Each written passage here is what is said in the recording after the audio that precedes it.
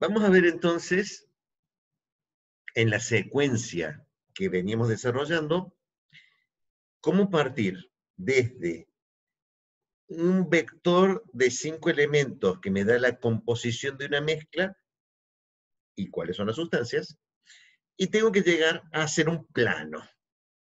¿Cómo uno de esos dos extremos, un vectorcito de 5 por 1 con un plano hecho con SolidWorks,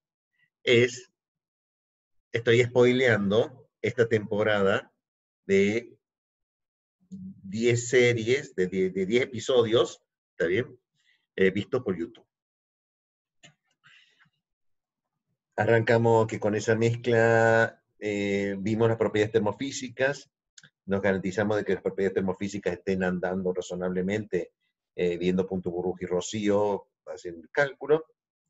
Hicimos un cálculo de la curva de residuo para ver cuáles son los nodos estables e inestables para esa mezcla de alimentación, para tener idea de lo que puedo hacer y qué es lo que no puedo hacer con una estilación de esa composición.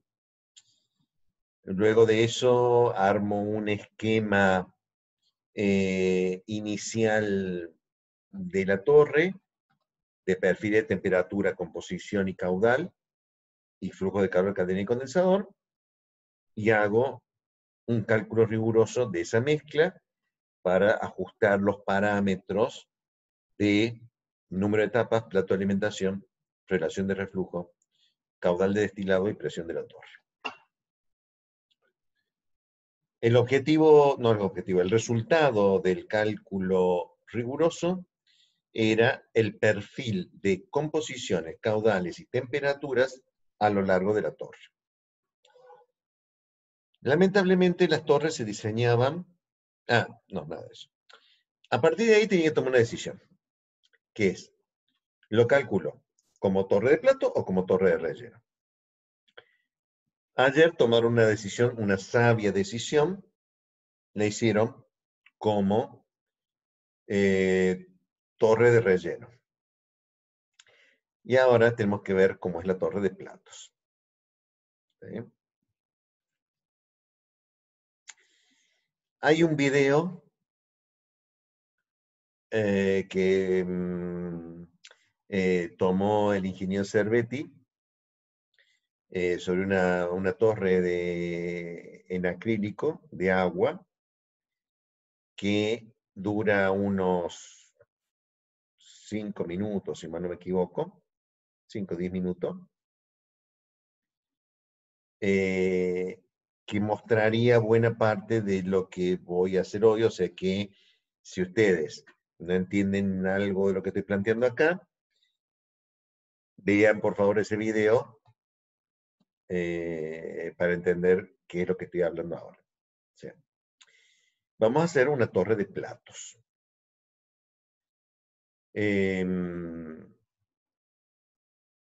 Para hacer la torre de platos,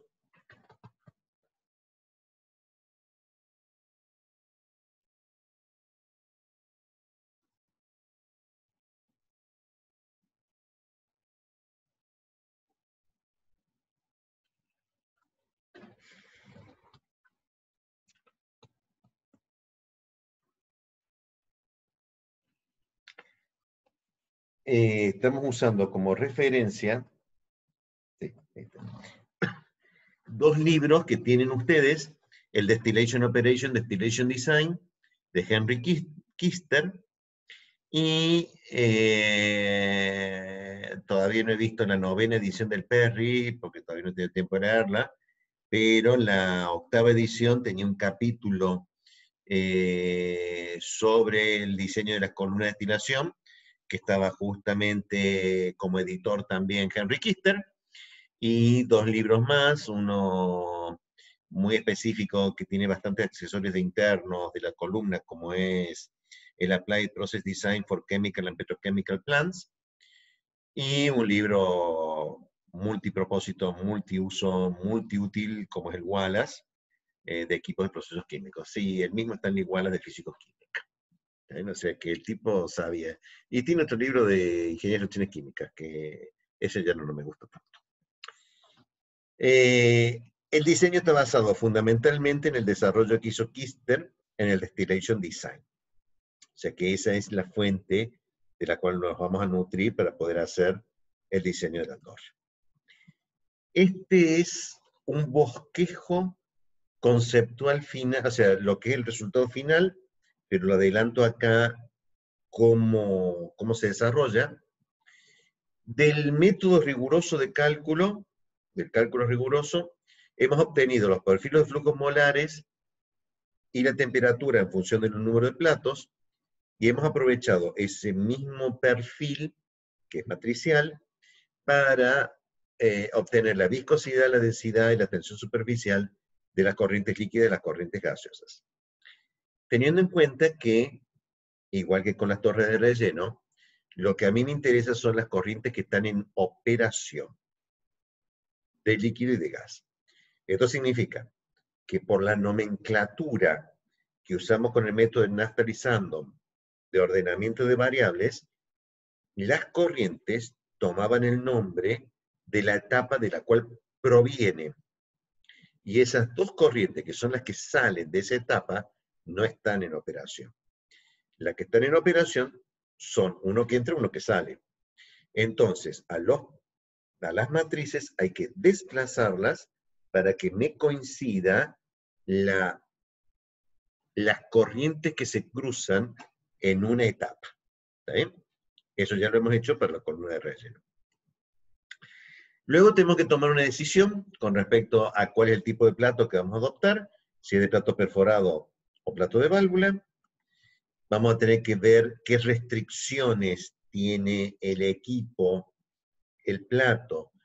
Las grandes restricciones, las 4 grandes restricciones son inundación, arrastre, lloriqueo, régimen de flujo, ver la caída de presión y ver cuál es la altura del líquido claro dentro del plato.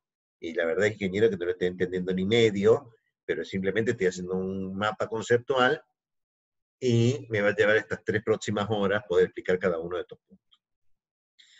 Luego vamos a tener que hacer un dimensionamiento, vamos a tener que proponer un tamaño, porque no estamos inventando la rueda, cuáles serían las áreas activas, el vertedero, el diámetro de columna, altura de rebosadero, diámetro y área de orificios, que son los parámetros geométricos básicos para hacer el plano.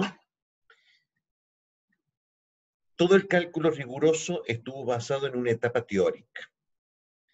La etapa teórica es aquella etapa en la cual garantiza que las corrientes que salen están en equilibrio. Y eso matricialmente es muy bonito, pero ahora estamos trabajando con un plato real. Y si estamos trabajando con un plato real, ese plato ¿es teórico? ¿Es una etapa teórica? La respuesta es indudablemente no. Esto es, yo no voy a garantizar de que las corrientes que salen de este plato real estén en equilibrio. Entonces, todo el cálculo se basa en poner una eficiencia del plato. Es decir, comparar este plato con un plato ideal. Si este plato trabaja al 70% de la idealidad y yo necesité 10 etapas teóricas ideales, voy a necesitar 10 dividido 0,7 platos reales para poder lograr esa separación que imaginariamente, teóricamente, se podía hacer con 10 etapas teóricas. Esto es, necesito una idea de la eficiencia del plato. Luego de haber resuelto el núcleo de la torre en su interior, ahora tengo que rellenarlo y adornarlo. Rellenarlo y adornarlo significa, bueno, ahora me voy a preocupar por qué pasa arriba, qué pasa abajo, qué pasa en la alimentación, qué pasa cuando la quiera abrir para poder repararla, y qué pasa, cómo hago para llegar a donde tengo que repararla, plataforma, escalera, qué pasa con el condensador y caldera. Esto es, a grandes rasgos, el informe que ustedes tienen que hacer. O al menos para hacer el informe, necesito seguir globalmente estas etapas y ahora vamos a entrar a discutir cada una de ellas sintéticamente. Dejo la de el método riguroso de cálculo porque ya lo han visto y tendrían, esto está unido, vinculado al análisis de la columna de relleno. Todo lo que se dice columna de relleno va puesto en el método riguroso de cálculo y los perfiles. Tomamos una decisión con respecto a los tipos de platos. ¿Está bien? Habría tres grandes tipos de plato. El de capucha de burbujeo, que tienen esta estructura en donde el vapor entra por un tubo central y tiene una caperuza arriba, una tapita, con orificios laterales, atornillado de alguna forma a esta chimenea, de forma tal que el gas que entra por esta chimenea, una parte baja de la capucha y una parte pasa por estos orificios laterales y el gas sube por acá. Mientras tanto, esto está cubierto por una capa de líquido. De lo contrario, me olvido de esa capucha de burbujeo y me quedo solamente con el orificio. Esto es, por este orificio pasa el vapor, ¿está bien? El líquido pasa por otro lado. O sea,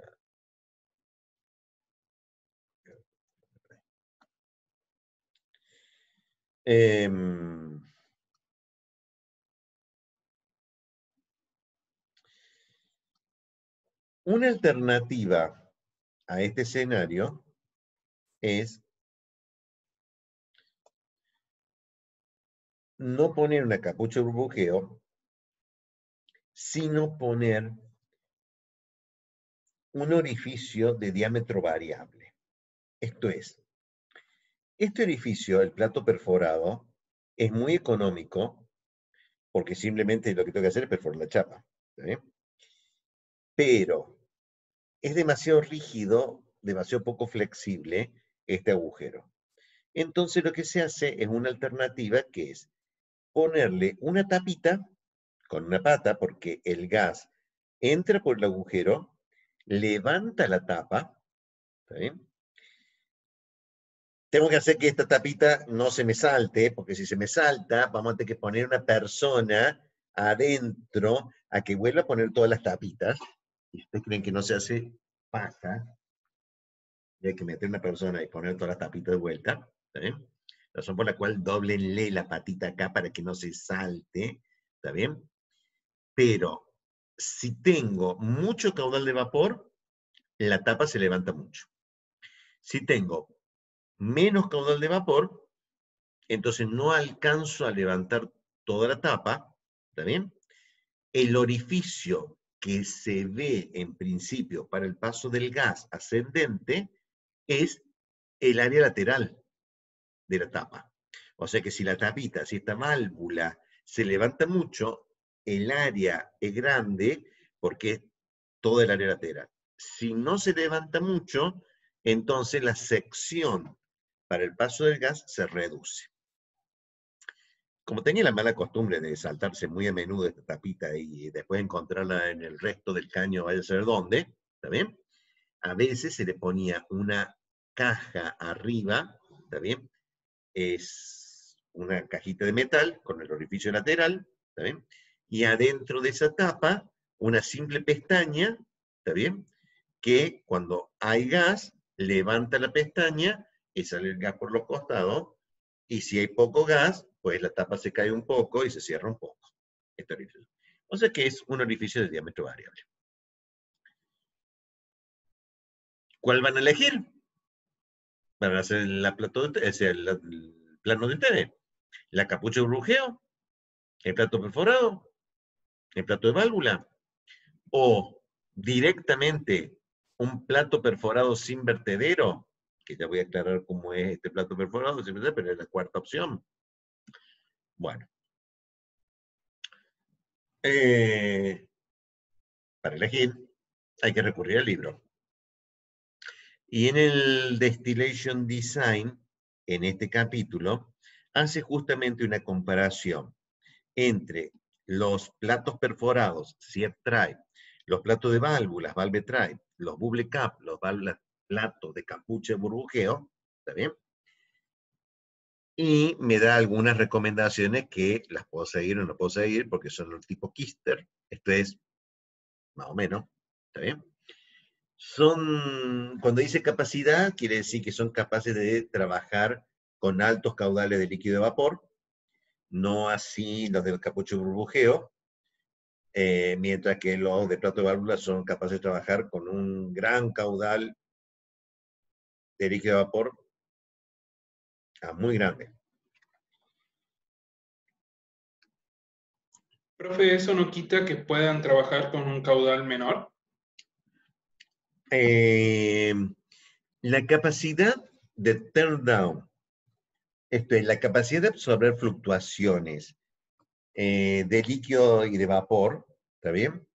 Es, por ejemplo, para las capuchas burbujeo, fijado el caudal de líquido, pongamos un valor fijo, son excelentes y absorben la mejor capacidad de fluctuación de flujo de vapor porque genera, o sea, se las arregla. Las de plato de válvulas son capaces de absorber 4 o 5 a 1, que quiere decir 4 o 5 veces más que el valor especificado, ¿está bien? Y son todavía capaces de trabajar. O sea que si usted entra 100, es capaz de trabajar con 200, 300, 400 o 500 de caudal de vapor.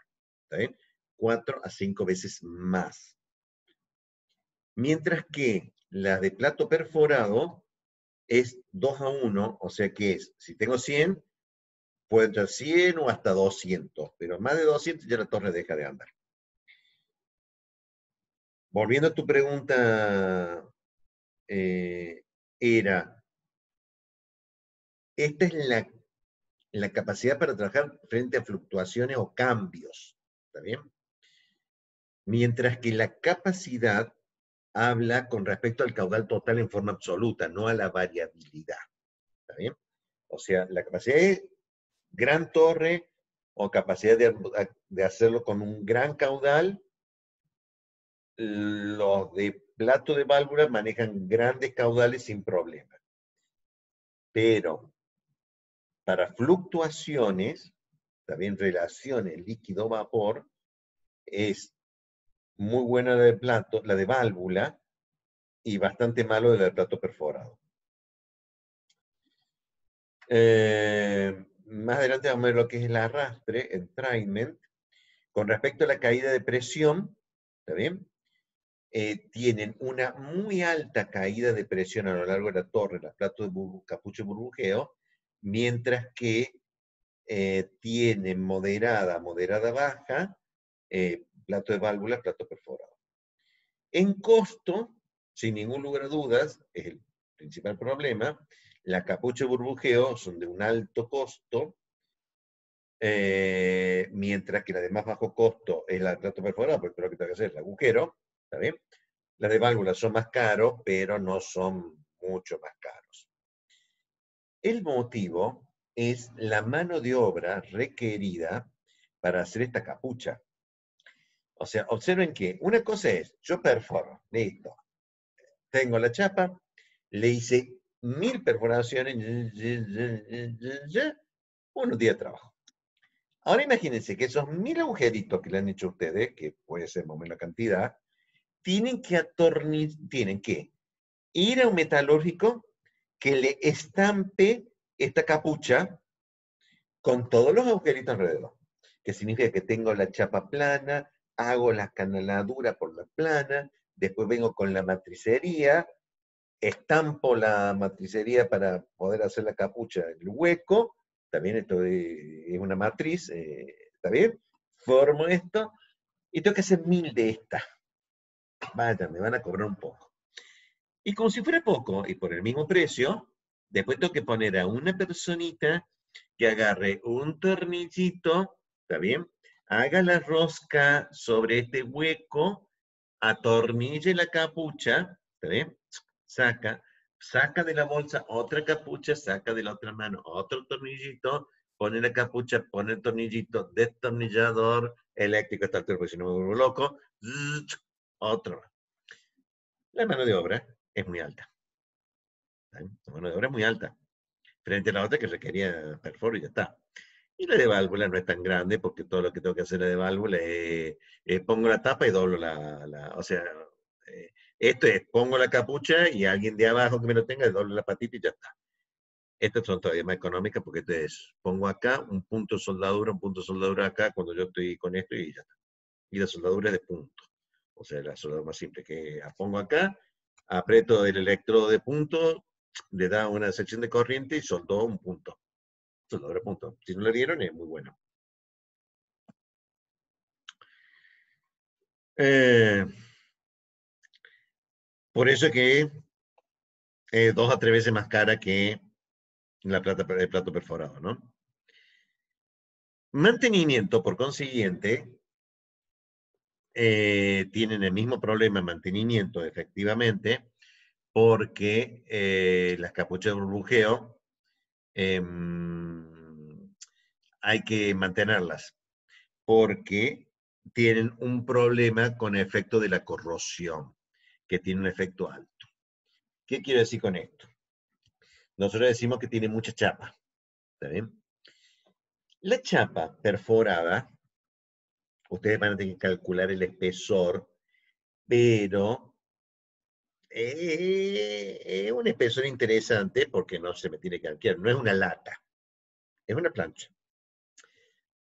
En cambio, esto es una lata, ¿está bien? O sea, acá es muy finito. Y tengo muchos metros cuadrados de chapa finita. Y si ustedes han tenido experiencia en la casa de sus padres, bueno, creo que ustedes han tenido tanta experiencia en casa propia todavía, saben que los marcos de chapa, cuando son chapa muy fina, se produce un fenómeno de corrosión más rápido y se destruye más rápido que la chapa gruesa. No porque se destruye más rápido, la chapa gruesa dura más porque tiene más metal. ¿Sí? Esto es mucha chapa, muy fina, se corroe rápido. Se equivocaron un poquito con algunos fluidos dentro de agua o lo que fuera, se les picó todos los platos burbujeados a sacar toda la torre y reemplazar todas las capuchas burbujeadas. Es caro. Por eso tiene un efecto de corrosión muy alto. Segundo, en esta altura me olvidé. Las capuchas de burbujeo tienden a ensuciarse mucho. O sea, son agujeros muy chiquitos que tienen costado, cuando entra partículas sólidas se tapan. ¿Sí? Y cuando se junta sedimento abajo, o sea, abajo de la capucha, del lado sobre el plato, entonces hay que limpiarla constantemente, que es lo que es un lío. Razón por la cual el resultado final, a esta altura es tan aburrido, es que el 5% del mercado tiene capucho de burbujeo, el 70% del mercado tiene valve tray, y el 25% del mercado en esta época que hizo Kister el relevamiento es de platos perforados. Conclusión,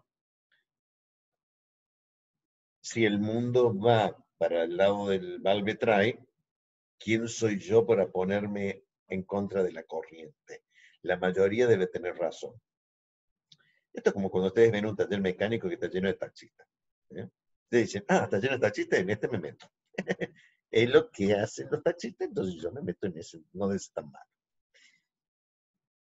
Sí, el resultado en esto es que el costo de la capucha de burbujeo hace que todo el mundo que las tenía ya lo cambió porque se cansó de los costos y todo lo demás, y no es tan fácil reemplazarlo por un plato perforado del mismo tamaño. O sea, si hay que diseñar, se diseña para eso.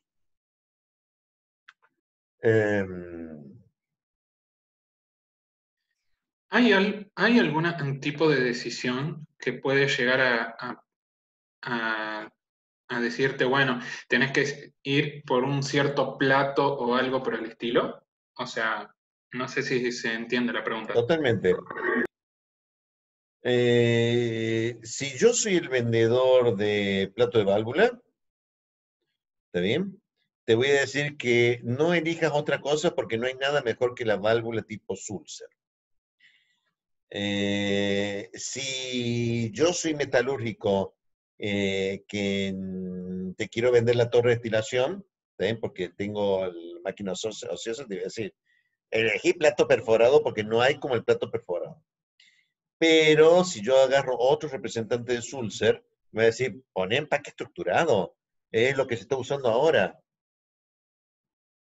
Mi mayor problema es no hacerle caso a ninguno de los tres vendedores.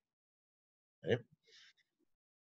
O sea, la decisión la tiene que tomar el ingeniero, razón por la cual lo más probable es que le digan, presupuestame esta torre de platos perforados. ¿Eh? Decime cuánto cuesta. Y haceme una propuesta de mejora sobre eso. Entonces allí el vendedor te dirá, mire, yo le hice este presupuesto, por supuesto no lo recomiendo, pero, porque por esto, por esto y por esto, pero acá le presento esta contraoferta de plato de válvula, más chica, más bonita, más barata y que hace lo mismo. Entonces ustedes dirán, déjame ver un poco los cálculos, porque me parece que calculaste mal los platos de válvula, porque créanme que los calculan mal los platos de válvula, total, total, después de vendida ya no hay problema de él. O al menos cómprenla con garantía, pero si la compran con garantía, pero pregúntenle, ¿la voy a poder comprar con garantía? Esto es, si esto no anda, ¿usted me devuelve la plata o hace otra? Y ahí van a ver cómo dicen, no sé, bueno, no importa. Van a tener que negociar. Entonces, la respuesta no es tan simple, Diego. La respuesta es, de Operaciones Unitarias 2, saber globalmente qué ventajas, desventajas tiene cada una, que para sumarlo a lo que diga el vendedor, pero no tomar necesariamente lo que diga el vendedor, porque el vendedor tiene un objetivo, que vender. Y puede no ser mi objetivo coincidente con comprar lo mejor, bonito y más barato. ¿Sí? Entonces, tenemos que estar en condiciones de ver, y ese es el objetivo de la materia, diseñar una torre de platos perforados o de válvulas, ¿está bien? Ver de qué depende, ver las variables para que cuando nos enfrentemos con un vendedor tengamos una idea de si me está metiendo el perro o no. Porque me puede decir, miren, no hay como las capuchas burbujeadas, todo porque tienen una tirada ahí al fondo y me la quieren encajar. Sí, le voy a decir, es cierto, no hay como esa, pero tiene un enorme costo de mantenimiento, se corroen, tiene la mejor eficiencia, sin ningún lugar a duda, es la de mejor eficiencia, tiene la burbujita más chica, más estable, eh, pero es muy cara y después me va a costar mantenerla, ¿está bien? Entonces no me vendas el buzón que tenés ahí al fondo que me lo quiere encajar a mí. Vendeme un plato perforado. Pero mira que el plato perforado te va a decir, no te va a andar porque vos tenés una sustancia muy sucia, tenés problemas de control porque tu ingeniero electrónico de control no es químico, etcétera, etcétera. Bueno, entonces voy a pensar si pongo el de válvula. Ese es mi razonamiento general. No hay una respuesta única. Hay fundamentos y motivos para cada uno de estos platos. Tengo que ver el libro que hace un análisis razonablemente objetivo y los catálogos de los vendedores, porque no niego de que los catálogos de vendedores algo de razón tienen. ¿Está bien? Por lo menos tiene que ser una información que tengo que buscar cuándo coincide con esto y cuándo se separa de esto y ver si es cierto. Bien. Por ese motivo nosotros no estamos diseñando y la verdad que no conozco a nadie que diseñe capucha de burbujeo en este siglo. ¿Está bien? O sea, eso es del siglo pasado. Ahora son platos perforados o valve trae, plato de valve.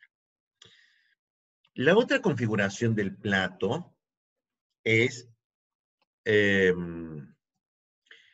tipo de plato, con respecto a lo que se llama el paso. Los torres de un paso, ¿está bien? El líquido se desliza horizontalmente por el plato, rebalsa por el rebozadero, cae por el vertedero, choca contra una chapa ciega. Al chocar contra la plata ciega se ve obligado a desplazarse lateralmente por arriba del plato y volver a caer por el vertedero y por el rebozadero. Eso significa que este plato sobre la sección transversal, esta parte está ciega, esta parte está hueca. Y el plato de abajo es exactamente igual, pero girado 180 grados. O sea, ahora en este plato, esta sección circular es ciega, esta sección circular es hueca. Este es un plato de un paso. Los platos de 2 pasos es, viene el líquido por un lado, viene el líquido por el otro, cae por un vertedero central, o sea, rebosa por un rebosadero a un vertedero central, el líquido choca contra una parte ciega, de esa parte ciega los líquidos se desplazan lateralmente, izquierda y derecha, pasan por el rebosadero, ¿está bien? Descienden por el vertedero, chocan contra una parte ciega y se desplaza horizontalmente el líquido al revés. O sea que los platos tienen esta configuración, en donde este plato, el central es hueco y los 2 laterales son ciegos. El plato de abajo es exactamente opuesto. Esto es, el central es ciego y los 2 laterales son huecos. Y así sucesivamente. Esta es una torre de 2 pasos. El mismo principio se sugiere de 3 o el mismo principio se sugiere de 4. Para ver cuántos pasos va a tener la torre de ustedes, tendrán que esperar hasta el próximo capítulo de esta serie, que son 5 filminas después. Yo acá estoy simplemente exponiendo qué es, y más adelante vamos a ver por qué. O sea, excepto columnas de muy pequeño diámetro, ¿está bien? Capaz que me convenga hacer un flujo dual, ¿está bien? Esto significa que, el flujo reverso, que cae sobre una parte ciega, viene de arriba, choca contra esa parte ciega, se va lateralmente y cae por un rebosadero que está a la mitad, o sea, acá hay un bafle a la mitad que me separa el circuito del fluido y me obliga a caer sobre. El plato de abajo es igual, pero al revés la parte ciega con la parte hueca. O sea, lo que cae por este plato va al de abajo, choca con el ciego y se desplaza y el fluido circula en el plato de abajo exactamente al revés para el diámetro chico. Cuando el diámetro es muy grande, entonces es altamente probable de que yo haga un plato en etapas o pasos. Simplemente porque yo necesito darle un refuerzo lateral a esta chapa. ¿Sí? Imagínense que ustedes tienen 20 metros de diámetro. El cálculo de ustedes me dijo 20 metros. Bueno, la chapita, para que no se arquee esta chapita, ¿está bien? Voy a tener que empezar a poner refuerzos. ¿Está bien? Y el primer refuerzo de una chapa es el ángulo. O sea, ustedes quieren dar rigidez a una chapa, doblen en el ángulo. ¿Sí? En el ángulo le da automáticamente rigidez, como usted viene en mecánica electroindustrial. Basta calcular el momento flector de eso, que cambia totalmente. Entonces, acá le doy un ángulo a la mitad, poniéndole un escalón, con lo cual vuelvo rígido, por lo menos en una dirección, y me reduce un poco el tamaño de los soportes de abajo. Porque no se olviden que si yo soporto de abajo, tapo huecos. O sea, tapo los orificios, ¿no? Yo quiero chapas donde haya orificio. Y además piensen de que esta chapa está debilitada porque está perforada, ¿no? La perforación indefectible con plato perforado, con plato de válvula o plato de capucho burbujeo, la chapa está perforada.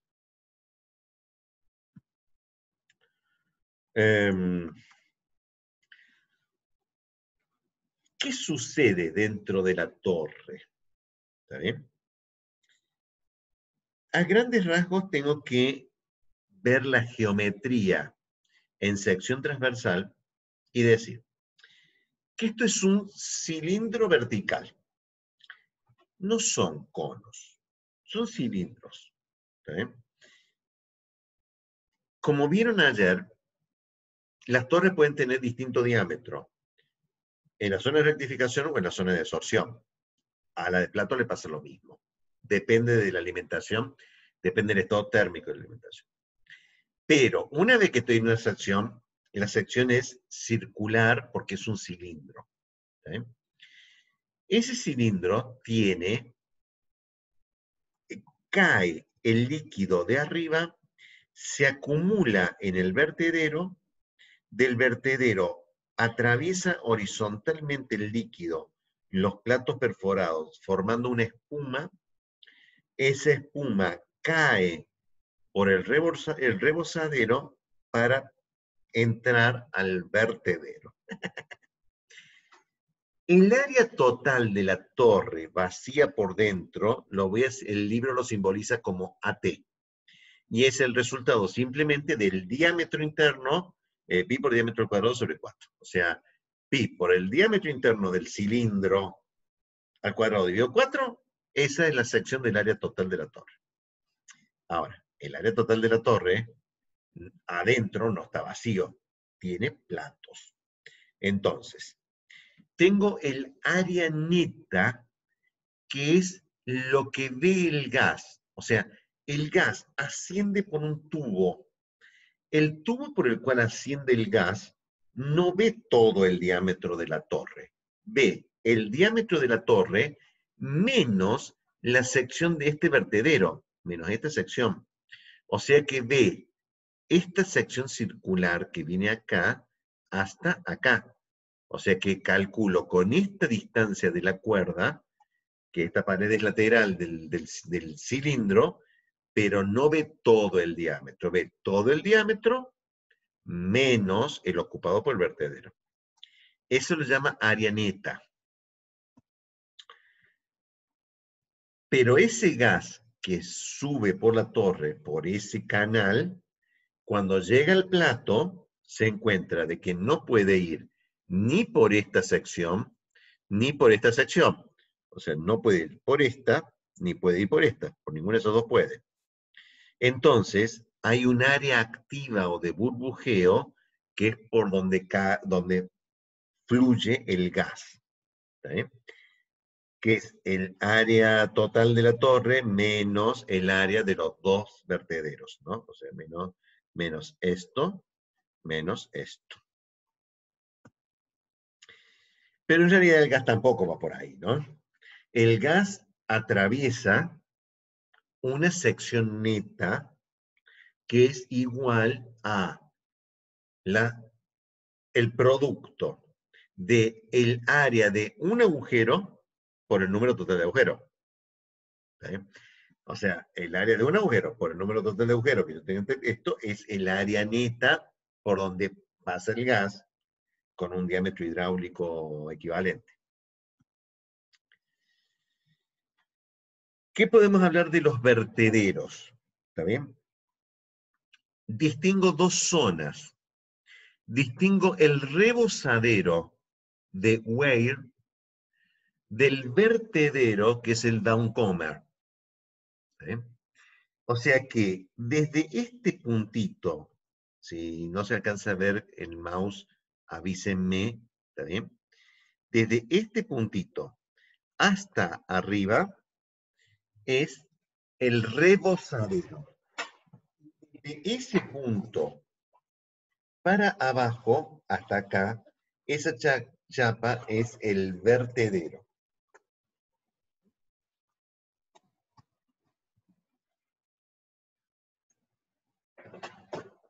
O sea que es desde aquí hasta aquí, es de downcomer.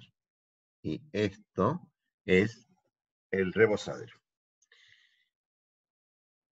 Ahora bien, puede ser segmentado, como está acá, o sea, esta vista en planta, en la vista lateral, la vista en planta, en realidad es una chapa que va de borde a borde del cilindro, que es la torre. ¿Está bien? Esa es la posición normal o general de los vertederos. ¿Está bien? Pero a lo mejor, en vez de hacer eso, lo que hace es pone la chapa ciega y simplemente deja un tubo perforado aquí. O sea, que visto en planta, esto es más o menos una cosa así, y ahí tiene un huequito por donde cae el líquido como en un embudo y sale por ahí. O bien, la sección transversal de esta chapa indica que hay una abertura a esta altura, tiene una abertura a la boca del rebozadero, tiene esa distancia y por consiguiente tiene esta sección transversal, mientras que en el extremo inferior, la salida del vertedero, el líquido sale por esta sección transversal, que es mucho más chiquita. ¿Sí? Y si ustedes no se quieren poner tanto lío de hacer de una chapa inclinada todo esto, que imagínense que acá hay un problema constructivo del taller metalúrgico, ¿no? Porque esta es una chapa muy fácil de hacer. ¿Qué quiero decir con esto? Vista en sentido de perspectiva, yo corto un rectángulo de chapa, ¿está bien? Vengo por dentro, lo pego a la pared del cilindro, lo pego a la pared del cilindro, le pongo un punto de soldadura, un punto de soldadura, un punto de soldadura, se me queda. Ya está. ¿Está bien? Problema resuelto. Está soldado. No está... Ahora bien, imagínense cómo hacer esto. ¿Está bien? Cuando corto la chapa, necesito necesariamente SolidWorks. O Mechanical Desktop, diría yo. Cualquiera de los dos. No AutoCAD, Mechanical Desktop. ¿Por qué?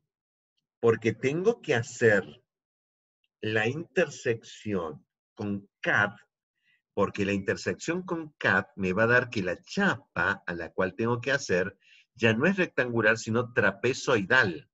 ¿Está bien? Porque cuando esta le inclino, en realidad para que esto pueda meterse más adentro, esto tiene que ser un trapezoide. ¿Está bien? Para que entonces cuando la meta haga borde en las paredes laterales de la columna, pongo los dos puntos de soldadura. Pero ya no es un rectángulo, es un trapecio.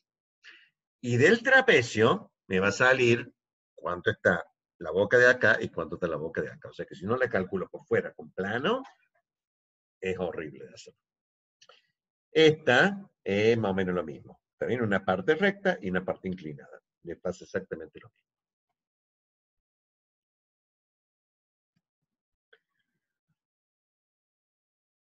Bien. Esas fue las definiciones básicas del lenguaje de la estructura geométrica del plato. Vertedero, rebozadero, pasos, plato perforado, plato de válvula. Ahora veamos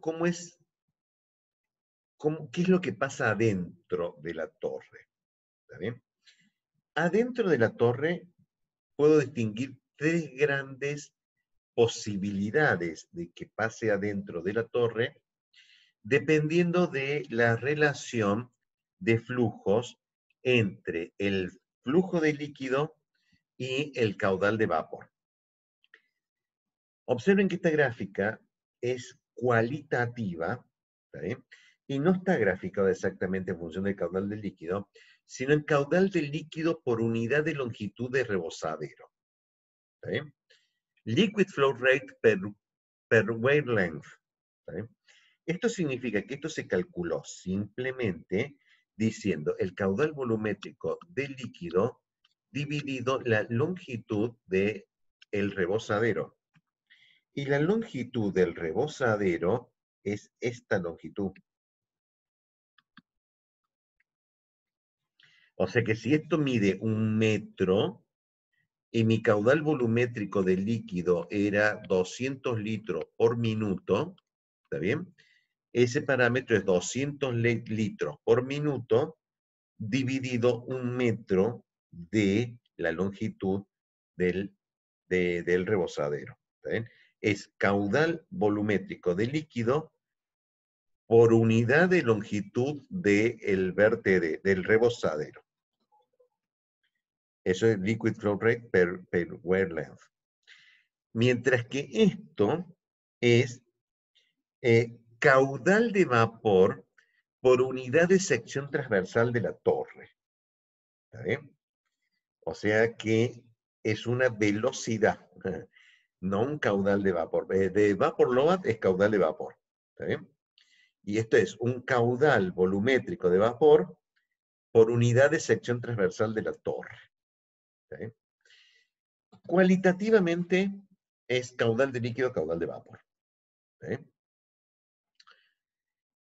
Si tengo un muy bajo caudal de líquido, entonces la torre con un amplio margen de caudales de vapor, lo que hace es poner al plato o al líquido arriba del plato en un régimen denominado de spray, que se caracteriza por tener una fase continua gaseosa con gotitas de líquido dentro de esa fase continua.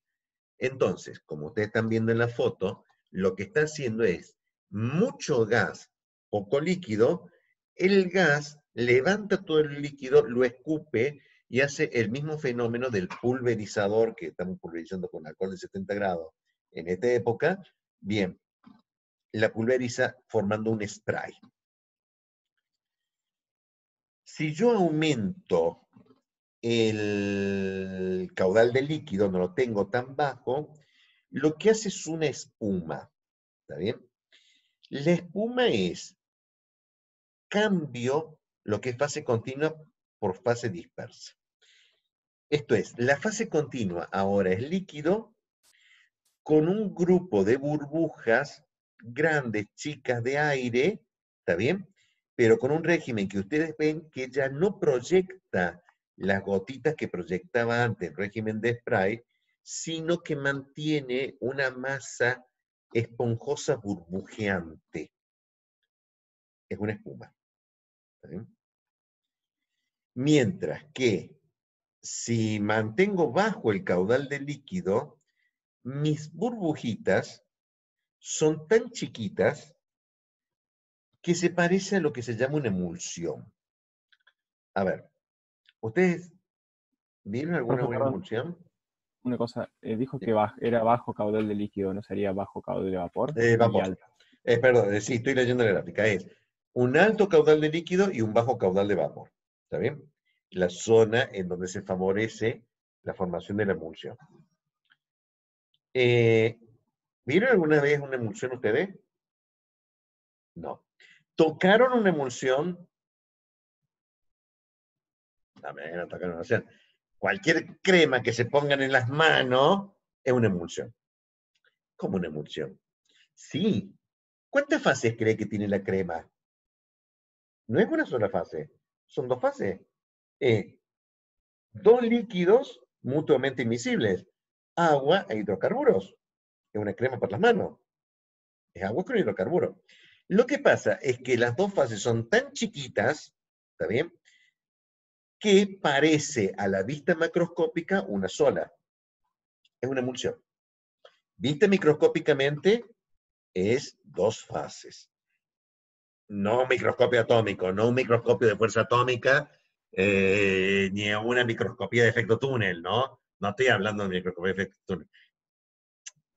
¿Los átomos se pueden ver? Sí, claro que se pueden ver, ingeniero. Con un microscopio de efecto túnel se pueden ver los átomos, se pueden mover átomos. ¿Qué principio de incertidumbre y nada por el estilo?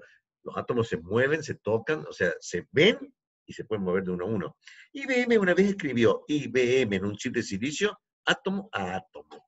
Y escribió IBM, tenía plata. Así le fue, quebró. Entonces, lo que pasa arriba del plato es alguno de estos tres escenarios. Puede ser o de spray, o de espuma, o de emulsión. Llegado a este punto, debo advertir esto.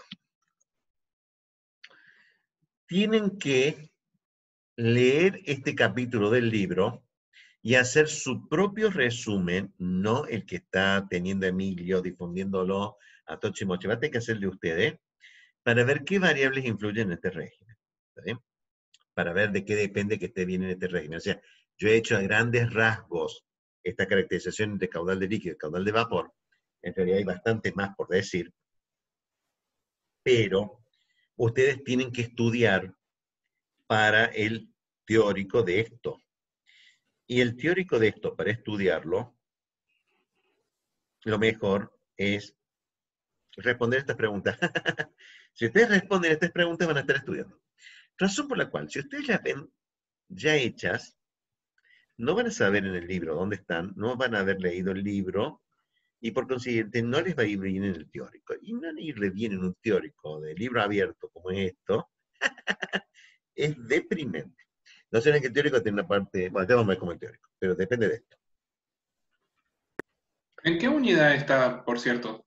La que diga régimen. Ya le abro, búsquenlo. La grafiquita esta y la foto esta son del Kicker. Cuando encuentren la foto, encontraron el capítulo. Y no le voy a decir qué página es. Y por favor apaguen la radio. Gracias.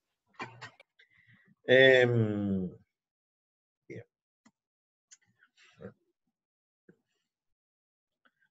Vamos ahora al equipo. La esencia del cálculo de esto, la idea conductora madre del cálculo del plato es que tienen que elegir, o sea, hay una condición, o sea, las caudales de líquido y de vapor ya vienen calculados por el cálculo riguroso. Sin embargo, a grandes rasgos, estos ejes de líquido y de vapor dependen de la geometría, o sea, igual que el caso de recién que dije, caudal de líquido por unidad de longitud del rebosadero, quiere decir que la misma torre con el mismo caudal de líquido, pero de distinto diámetro de torre o de distinta longitud de vertedero, va a tener un comportamiento de cálculo distinto. A ver, para que se entienda. Yo planteé que esta torre de un paso, este plato de un paso, tiene esta longitud del vertedero. Miren que para el mismo diámetro, en un paso, esta es la longitud del vertedero. En dos pasos es al mismo diámetro, la longitud del vertedero se duplicó. Porque ahora el líquido rebalsa por rebalsa por este. O sea que cuando yo hago el mismo caudal de líquido dividido esta longitud, al haber hecho en dos pasos, lo divido por una longitud 2 veces más grande, o sea que ese valor que yo calculé es la mitad en este que en este. O sea que en los parámetros del cálculo de la torre, aunque el L y el G, o sea, o el caudal de líquido y el caudal de vapor, que lo pueden llamar G o B, el caudal de líquido y el caudal de vapor sean iguales o constantes porque están dando por el cálculo riguroso, alguna de las variables de las cuales depende, ¿está bien? Como son estas, dependen de la geometría y del diseño del plato, del diámetro de la torre, de la longitud del outlet well, de la longitud del rebosadero, de la longitud del vertedero. Entonces, hay parámetros que dependen de la geometría del plato.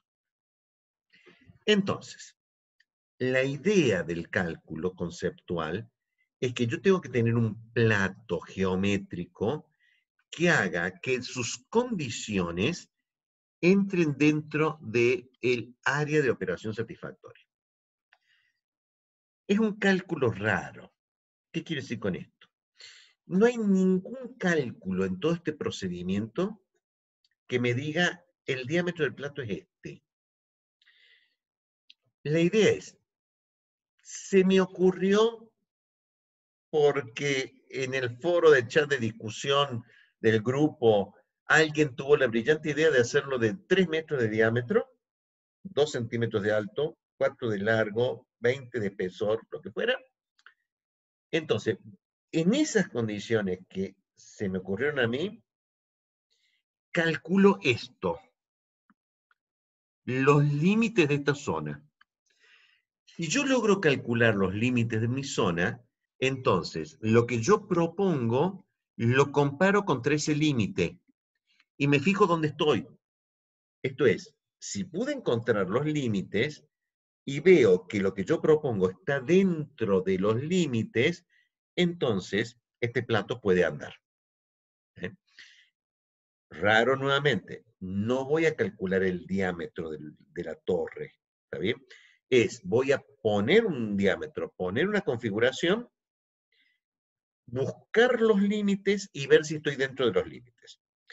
Eso, en el libro, lo dice, verifica esto, verifica esto, verifica esto, cumple esto, cumple esto. Lo que está haciendo es esa idea. Esto es, compara la situación del plato con el límite y ve si entra. ¿Y cuáles son esos límites del plato? Pues, si el caudal del líquido es muy bajo y el caudal de vapor aumenta, entonces hay un arrastre por las gotitas de spray. Una inundación por arrastre de spray, spray entrainment flooding. Flooding es inundación, entrainment es arrastre, spray por spray. Bueno, ¿qué quiere decir esto? La idea, creo que estaba subyacente en todos los gráficos que le hice, es que el líquido desciende, el gas asciende. ¿Está bien? ¿Por qué desciende el líquido? ¿Por qué baja? Por gravedad. Por diferencia de densidad con el gas, ¿está bien? El líquido debe caer. Ahora bien, entonces la pregunta es, ¿por qué el gas sube? ¿Por qué sube el gas? Muy simple. Para que un fluido fluya, me enseñaron en fenómeno de transporte que se debe a la diferencia de presiones. Tiene que haber una presión mayor abajo de la torre que arriba de la torre porque el gas va desde las mayores presiones a las menores presiones. Es la fase continua dentro de la torre, o sea, la que llena todos los huecos, porque el gas ocupa todo el volumen del recipiente que lo contiene. Mientras que el líquido que no ocupa todo el volumen del recipiente que lo contiene, desciende por gravedad. La torre debe operar con un líquido que desciende, un gas que asciende. Ahora, ¿qué pasa? Si tengo poquito líquido que cae, una gotita, y hay un gran chorro de gas que sube por los platos, como hace acá, entonces pulveriza la gotita de líquido, hace spray, ¿y qué hace el spray? Pues se va con el gas. ¿Y a dónde se va con el gas? Al plato de arriba. Entonces, si me acumula en la parte inferior del plato, en la parte inferior del plato de arriba, se empieza como líquido. Y lo está presionando el gas.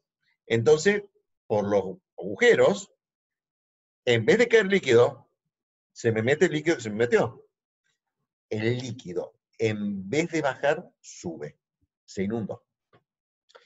Esta es una inundación porque el líquido no baja, sino que sube, y esta es una inundación por arrastre de spray. Es muy bajo líquido y un alto caudal de vapor. Ahora bien, a lo mejor el régimen que estaba no era de spray, sino de espuma. ¿Está bien? Entonces, si yo aumento el líquido de vapor, el caudal de vapor, si yo aumento el caudal de líquido, y señalé esto, aumento el caudal de líquido, en vez de hacerme spray, me hacía espuma. Ahora, ¿qué pasa si pasa como en las viejas películas, que todavía puede haber alguna, en donde de hecho toda la caja de detergente en lavarropa, entonces empieza a hacer espuma en las viejas, porque ahora es un tensioactivo de baja espuma, para que no pase eso, ¿está bien? Se hace una espuma y empieza a rebalsar la espuma. Entonces acá no habrá gotitas de spray, pero se hace una gran masa de espuma y la espuma ocupa todo el hueco de los platos, toca el plato de arriba y entonces se mete por los agujeros y se va para arriba. Se inunda, pero por espuma, por formación de espuma.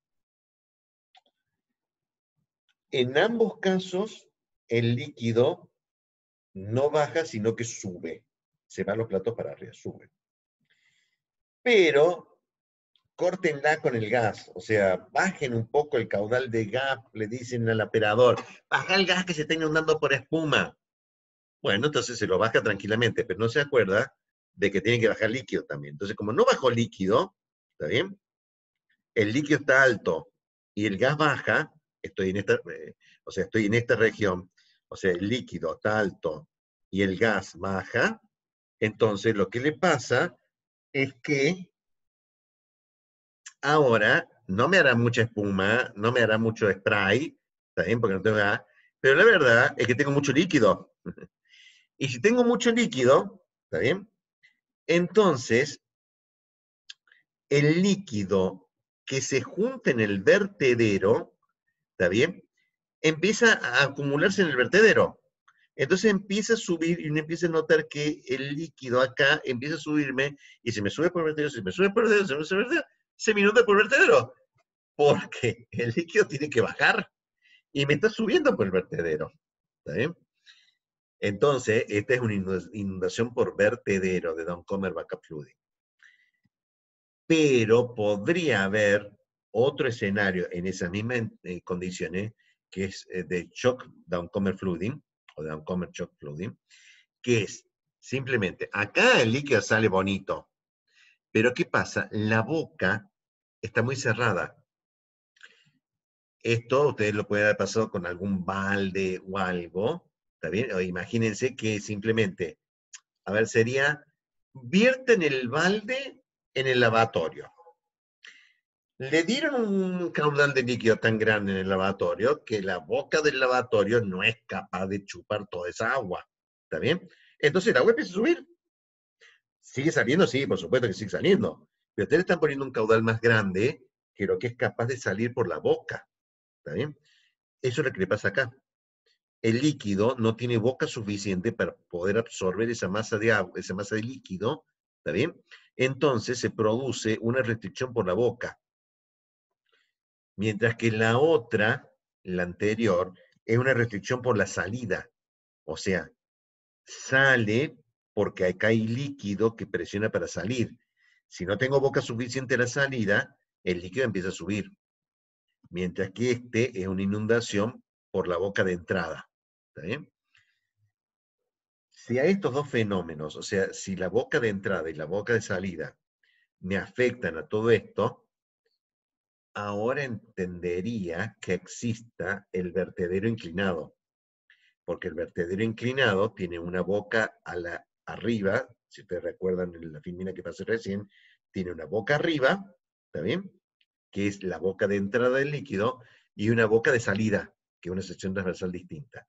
Sin ningún lugar a dudas, esa torre tenía problemas de inundación por vertedero. Bueno, entonces le dicen, acordate de bajar caudal de líquido. Bueno, ya bajo el caudal de líquido. Mantengo bajo el de vapor, pero mantengo mediano el de líquido. Y me encuentra que aparece un fenómeno interesantísimo llamado lloriqueo. ¿Sí? El lloriqueo es que en realidad usted hizo un hermoso dibujito que por los agujeros sube el vapor. ¿Sí? Pero la verdad es que ustedes se imaginan de que no es tan así. Esto es, la masa de líquido que yo pueda tener aquí, en la masa de líquido que yo pueda tener aquí, indefectiblemente por tensión superficial, moja el lateral del hueco y un poquito de líquido cae por capa límite, ¿está bien?, de líquido sobre las paredes laterales del agujero. Es tan poquito que por tensión superficial se va al centro de los dos agujeros y empieza a lloriquear. O sea que esta gota que se forma entre los agujeros. ¿Está bien? Este es un lloriqueo. Toda torre lloriquea, es normal. ¿Está bien? El problema es cuando lloriquea en forma excesiva. Esto es, ahora yo veo que no se junta al medio de los orificios, sino que la gota se forma directamente en el orificio. Eso significa que hay mucho más caudal de líquido para que la gota se me forme en algunos orificios y en otros no. Este es un lloriqueo excesivo. Ahora, puede lloriquear tanto que en estos agujeros se me mete el líquido y se me mete el líquido por abajo y pasó lo que yo me imaginé que iba a pasar, que nunca entendí muy bien por qué podía llegar el líquido hasta el final. O sea, ¿por qué el líquido no se me cae en los primeros agujeros? ¿Está bien? Bueno, ese es the down point. Cuando con los primeros agujeros no le estoy dando suficiente líquido, ¿está bien? Como para que llegue hasta el final del plato, ¿está bien? Entonces se me cae por los primeros agujeros y otros agujeros me los deja secos. O sea, el líquido llega hasta la mitad del plato y se murió el líquido. Se me fue todo por agujeros. The down point. ¿A qué se debe todos estos fenómenos o cómo se calculan todos estos fenómenos de todo este marco de condiciones que tiene que tener? Pues porque estamos hablando de fluidos. Y los fluidos se mueven. ¿Por qué se mueven los fluidos? ¿Por qué se mueven los fluidos? No me lo pongan de chat en vuelta ni me pegotas. Ingeniero, los fluidos se mueven por diferencia de presiones. Bien. En realidad, también lo hemos visto, más que por diferencia de presiones, la que gobierna el flujo de fluidos es la ecuación de Bernoulli, la ecuación de balance de energía mecánico. Y sabemos desde tiempos inmemoriales que la ecuación de Bernoulli la podemos plantear en presiones, en energías o en alturas. ¿Está bien? En cualquiera de estas variables son convertibles en la ecuación de Bernoulli, como la quiere expresar. Las presiones involucradas aquí son tan bajas que la expresamos mejor como altura de carga. ¿Está bien? Y la altura de carga medida en centímetros de agua, no en bares. En bares esto es una monstruosidad. Esto es diferencia de presiones de centímetros de agua, planteado en alturas. ¿Está bien? Porque efectivamente el líquido se mueve debido a diferencia de presiones indefectibles muy pequeñas. ¿Está bien? Esas diferencias de presiones las vamos a medir como altura de carga. ¿Está bien? Entonces, de las varias alturas que a mí me interesa, el principal flujo impulsor al flujo del fluido es esta altura del líquido claro en el vertedero. Esto es, esta altura del líquido claro, que está acá, es la que ejerce la presión necesaria para que el líquido salga por la boca del vertedero y se desplace horizontalmente. O sea, ¿por qué se desplaza horizontalmente? Ya vamos a ver por varias cosas, pero primero, el que lo empuja es esa altura. La altura del líquido claro en vertedero. O sea que esa altura debe estar y debe ser, o sea, y es netamente distinta de la del líquido que está dado por el perfil del líquido, está por acá. La altura del líquido claro en vertedero es bastante notoria, tiene que estar. Y está conformada por la caída total de presión de la torre, que ya vamos a ver cómo la calculamos.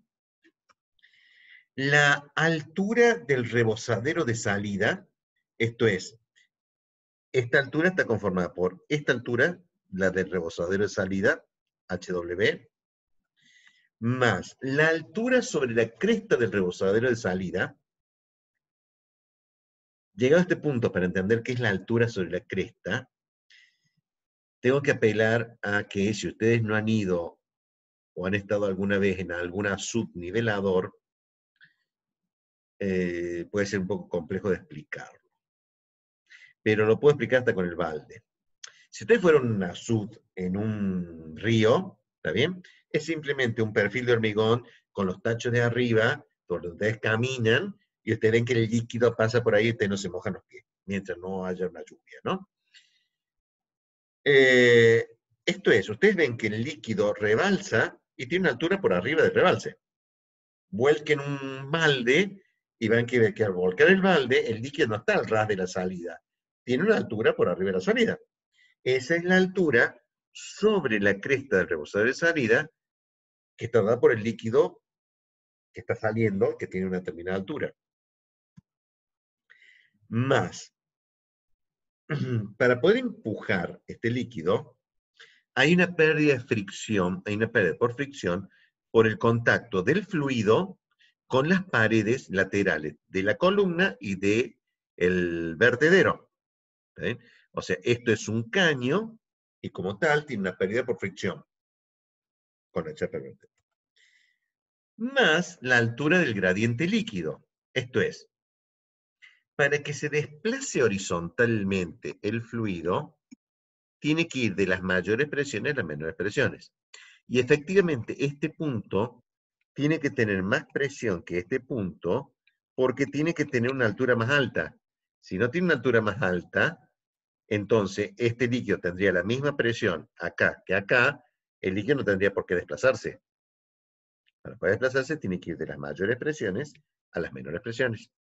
O sea, está impulsado por una presión que se ejerce sobre esta boca, más el líquido que tiene una pendiente superficial, y esa diferencia de pendiente se llama altura del gradiente líquido a través del paso, del plato.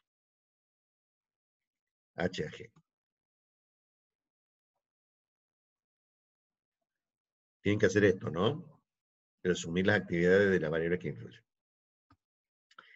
Esa altura total, que dejé pendiente allí, está conformada por la altura de la caída de presión seca, ¿está bien? Que es imaginarse que el tubo está vacío y el gas sube por un tubo, pero aún así tiene una caída de presión. Más el hecho de que el gas está atravesando una masa de líquido aireada. Esto es, la masa de líquido no es una chapa gruesa, maciza, que no deja pasar o sea, lo deja pasar, pero esa masa de líquido está esponjosa, está espumada, ¿está bien? Está aireada, ¿está bien? Esto es como el bizcochuelo que ustedes inadvertidamente abren la puerta del horno a aquellos que hacen bizcochuelo, y si no, pregúntenle a alguien de su familia, a su mamá probablemente que haga los bizcochuelos, ¿por qué no puede abrir la puerta del horno a los 30 minutos? Si la indicación dice una hora. Pues porque dice, se me viene abajo el bizcochuelo. Perdí esponjado. ¿Está bien? Bien. Esta es una masa aireada. ¿Está bien? Depende de toda esa variable que están ahí, ¿no? O sea, depende de 2 millones de cosas. Pero a mí no me importa decirlo porque ustedes tienen que hacer el resumen.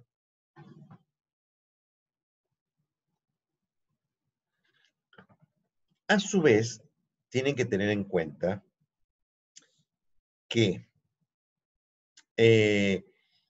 tiene este líquido dos alturas. La altura del rebosadero y de clearance under the downcomer. La abertura o luz que existe entre el vertedero y el plato de abajo. ¿Por qué lo dicen tan fácil como clearance under the downcomer y a mí me resulta tan difícil explicarlo? Esto es, esta diferencia que existe aquí, que es una ventana que tiene el plato, porque el plato viene acá, perdón, el plato. El vertedero es una chapa, pero no llega hasta el final, ¿está bien? Porque si llega hasta el final, ¿por dónde quieren que salga el líquido? Tiene una ventanita. Esa ventanita tiene una altura. La altura que me define esa sección transversal es de clearance under the downcomer.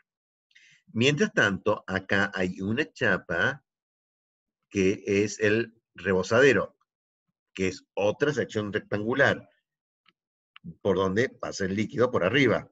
Bien, esa altura es la altura del rebosadero, de wave height,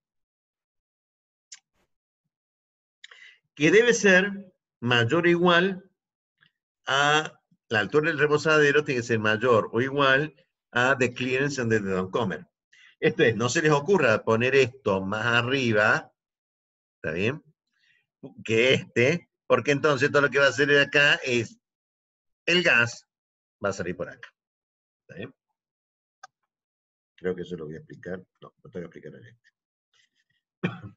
Porque el objetivo de la altura del líquido claro en el vertedero tenía que cumplir dos objetivos. Uno, impulsar el líquido para que descienda. Pero el segundo, y no menos importante, hacer de liquid backup, o sea, hacer de sifón líquido.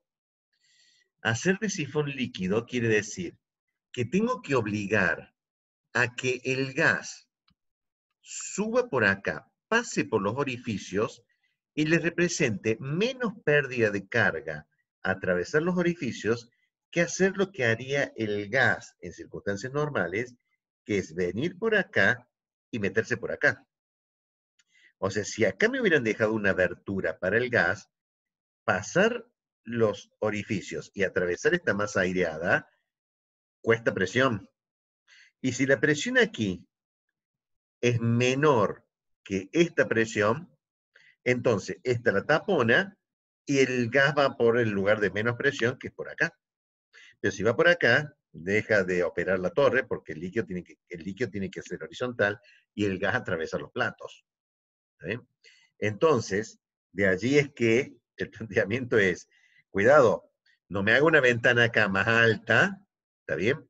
Porque que el rebosadero de salida, porque si usted me la hace más alta, el gas se va a meter por acá y no va a meterse por acá, ¿está bien? Y por el mismo motivo, ciérrelo un poquito y manténgame de liquid backup, porque de lo contrario, el gas se me va a meter por el vertedero y me va a subir por el vertedero y esto no va a operar. ¿Sí?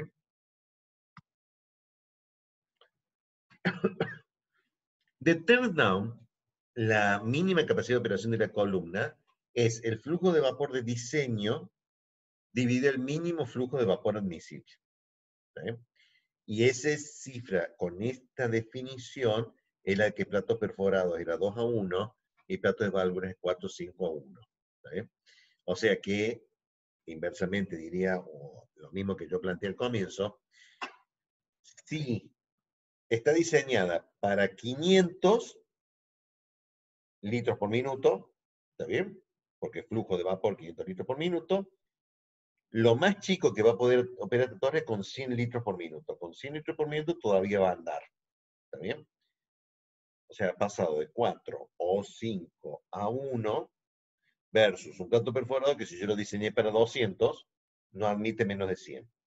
Mientras que esta, si yo lo diseñé plato de válvula para 500, me admite un flujo de gas de 100.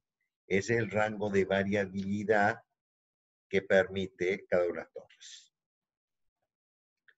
Les dije que tenían que resumir las variables que influyen, ¿no? Entonces, analizando todas esas variables, la hidráulica del plato, la geometría del plato, tenían que pasar a ver cómo calcular la eficiencia del plato. La eficiencia global es una eficiencia llamada de Murphy, que es la que estamos planteando acá, que define la eficiencia como el número de platos teóricos dividido el número actual de platos. O sea que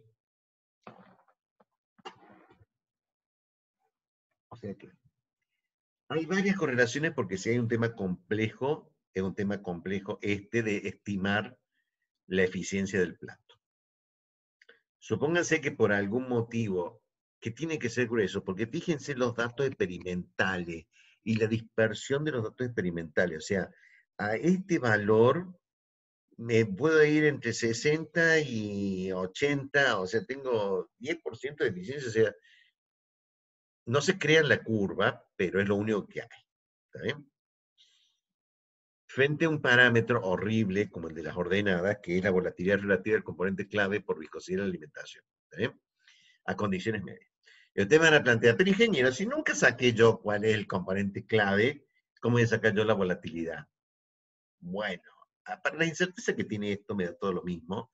Muy probablemente que a esta altura, como dice el libro, va a tener que poner el componente clave como el de mayor composición en la condición media de la torre, sea eso lo que sea.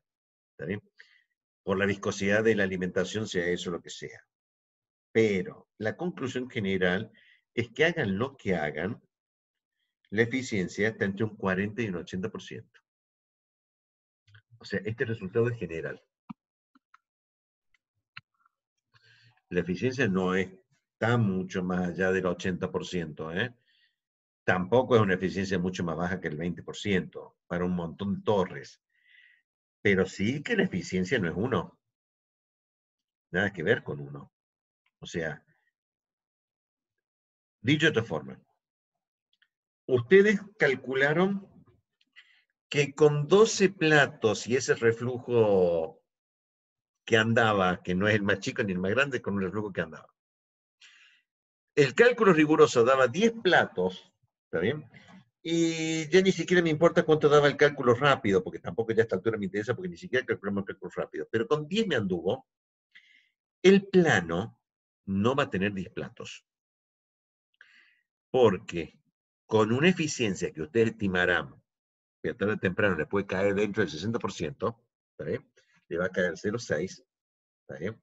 Pongamos, ¿está bien? El número actual de platos es igual a la eficiencia, es igual al número de platos teóricos que ustedes calcularon con 12 platos, dividido la eficiencia, que es 0,6. ¿Está bien? Eso no sé cuánto da, sin MATCAP, no sé cuánto da.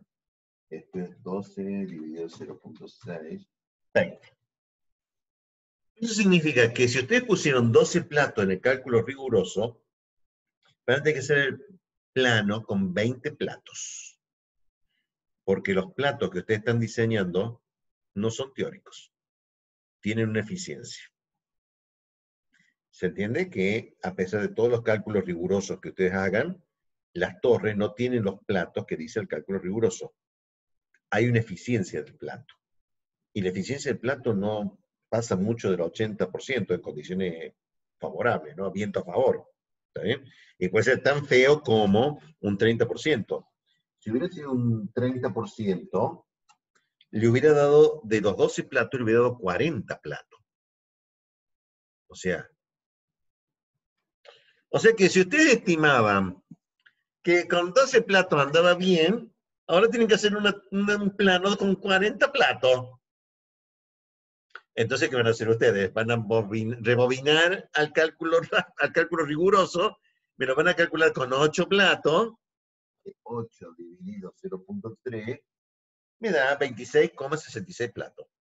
Ahora, si ustedes me hacen 26,66 platos, ¿cómo me voy a reír? Porque ustedes no tienen la varita mágica de Harry Potter para tener fracciones de esto. O sea, van a tener que poner 26, 27, 28 platos. ¿Cuánto pongo, ingeniero? Si me da 26,66, ¿cuántos pongo? A ver, ingeniero, si usted me hace esta pregunta a esta altura, es porque no me entendió ni medio. Le acabo de decir que ese 30% es más fluctuante que no sé qué. O sea que, si me da 26,66, pone 27, pone 25, pone 30, que a esta altura mi grado de incerteza es 8, no pongo. Eso es lo que sí estoy cierto. 8 no pongo. Ahora, después pone 25, 30, algo andará. El control ajustará el resto. ¿Eh? Dicho todo esto, no vamos a inventar la rueda. El Kister da un ejemplo. ¿Está bien? El ejemplo hace una secuencia paso a paso de casi todas estas operaciones que tienen que hacer. ¿Está bien? Y constantemente hace referencia a que lo va a sacar de la ecuación 4.1, 4.2, etcétera, etcétera. Y ahí es donde tienen que ir a buscar el libro y ver de qué variables depende. ¿Está bien?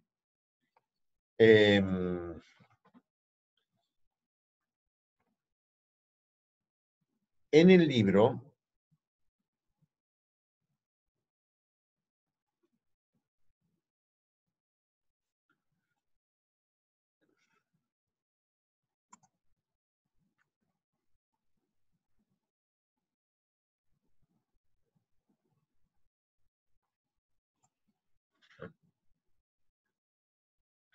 al tener esta ayuda, igual que con la torre de relleno, tienen que tener cuidado porque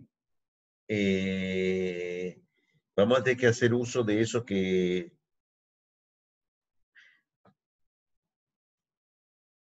Ingeniero, usted sí que es esquizofrénico en serio. Me convenció en una materia de la enorme utilidad de usar las unidades. Y creo que fue eterno. Todo era unidadero, maravilla. Al mismo tiempo, en otra materia, dijo, no, no, ¿qué unidades? ¿Qué es esa unidad? Unidades marcando, no, ustedes tienen que sacar una unidad de ustedes. Saquen todo eso y háganlo sin unidades. Y haciendo hubieron con integración 3, IRQ o cálculo riguroso, que no tenía unidades. Pero ahora, el libro,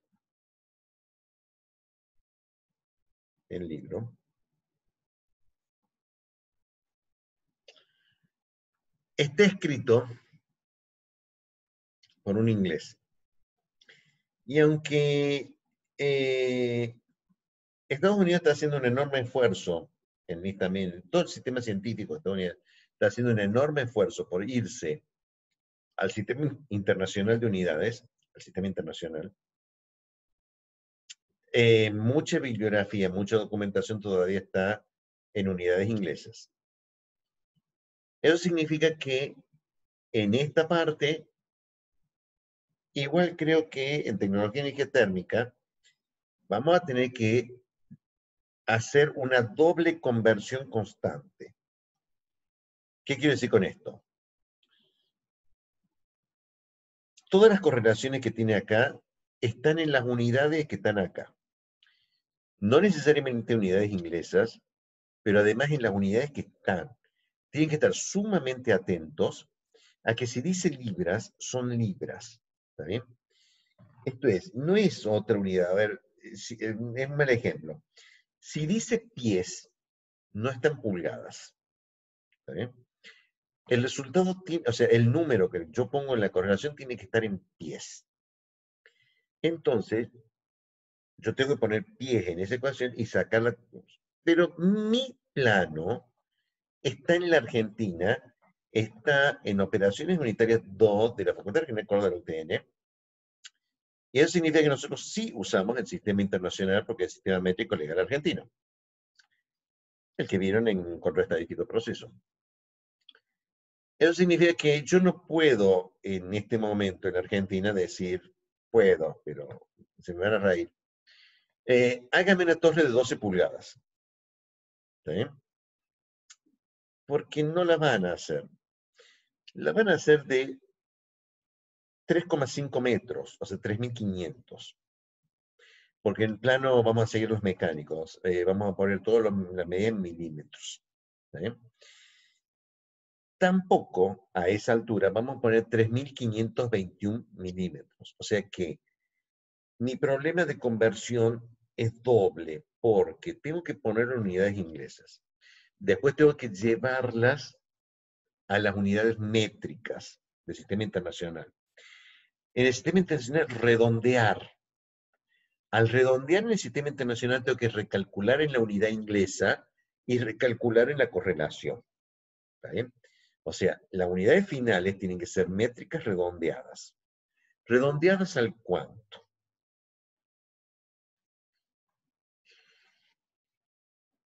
A ver. 3.501.25 no es un redondeo. Es un absurdo. Porque 21 lo tengo que usar un calibre de una centésima. O sea que créanme que no es muy risible. ¿Está bien? Porque estoy trabajando al 0,01 milímetro a la centésima.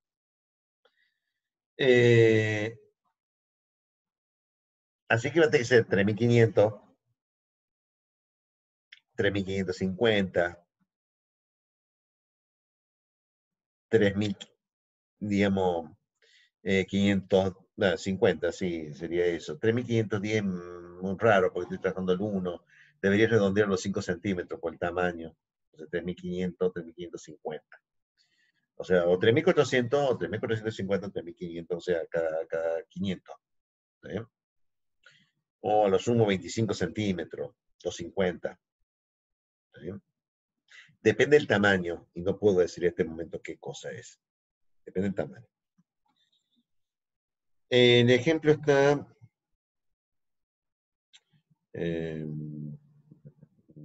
Try Design, Column Sizing, consideraciones generales, First Try, es en la 337. O sea, está acá, Column Sizing, consideraciones generales, ¿está bien? 337.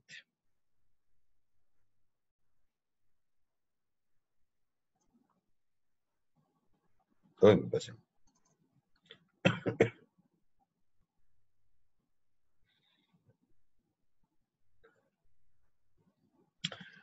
Este es el ejemplo, el mismo de columna de relleno, ¿está bien? Que había que seguirlo, una depropanizadora. De hecho, es el mismo ejemplo del King, ¿no? Del otro ejemplo que de la curva que yo pasé, bueno, el mismo.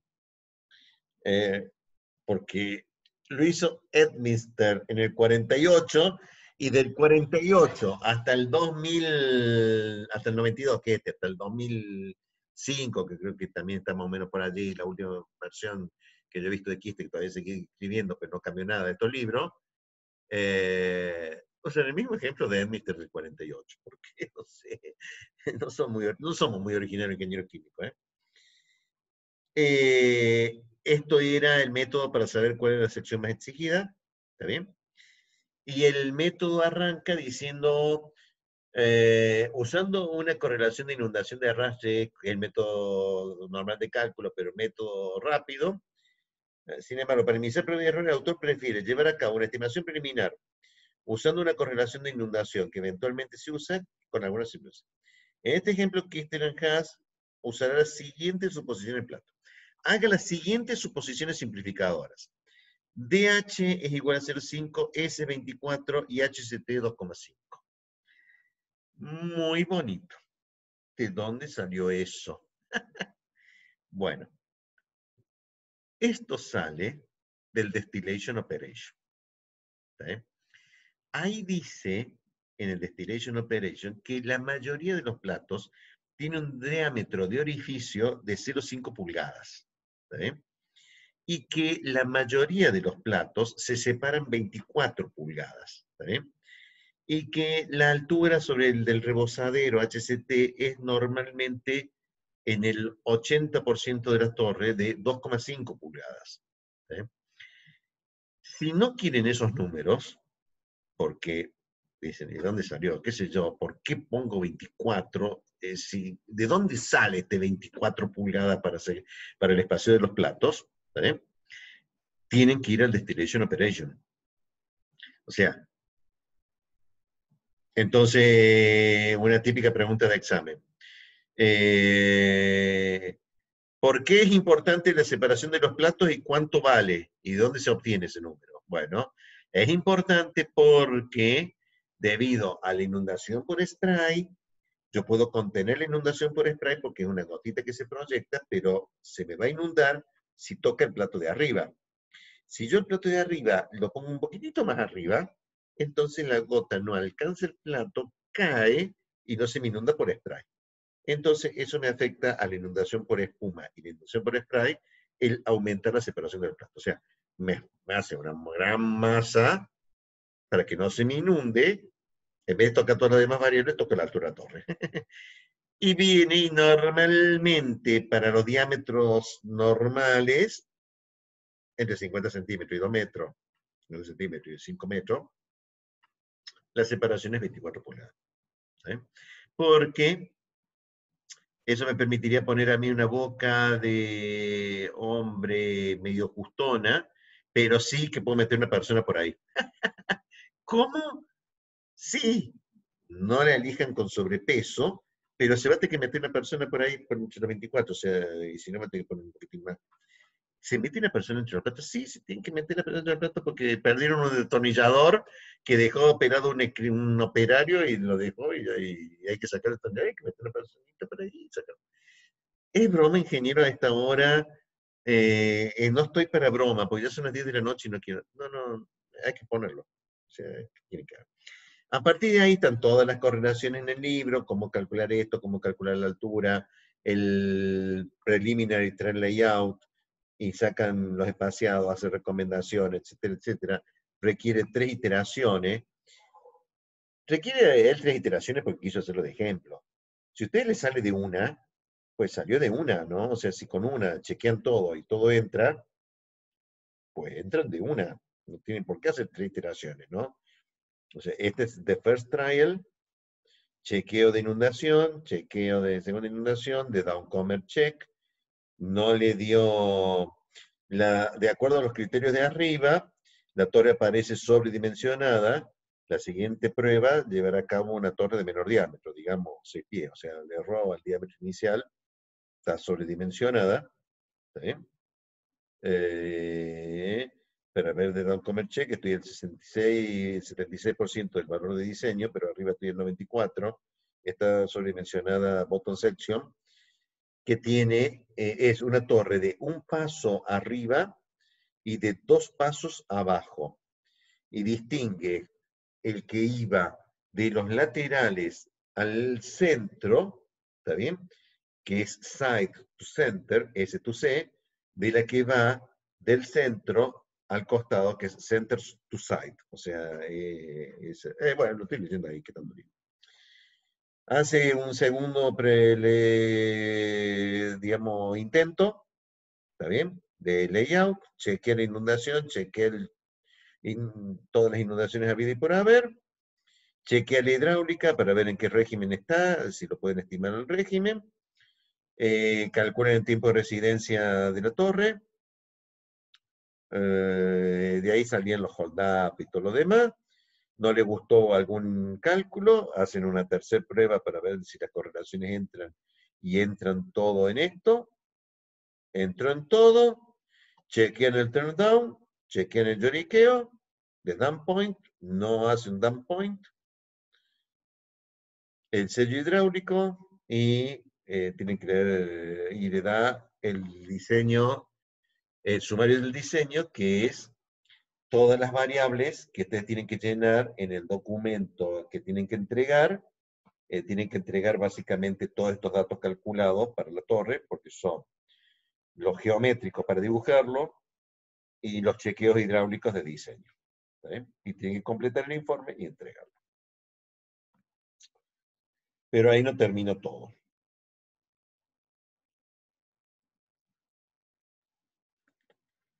Después de hacer eso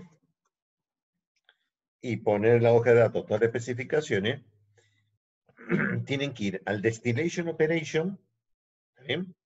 Para ver cómo hacer la entrada del reflujo, ¿está bien? La entrada del reflujo tiene varias configuraciones posibles de entrada, varias configuraciones de entrada posible.